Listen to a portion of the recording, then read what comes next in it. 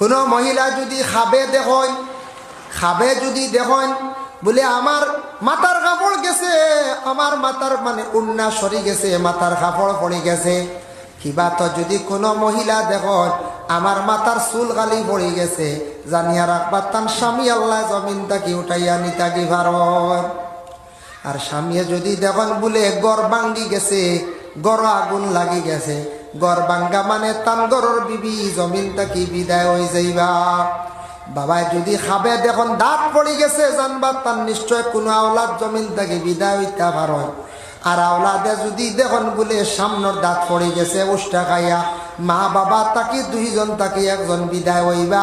আর গাইল দাঁত যদি দেখুন লড়ে গেছে তাই বড় ধরনের বিপদগ্রস্ত হইবা। গাইল দাঁত খাবে লড়া দেখলে নিজের প্রতি বিপদগ্রস্ত, সামনের দাঁত পড়লে মা কি বাবা দুইজন থেকে একজন বিদায় হইবা।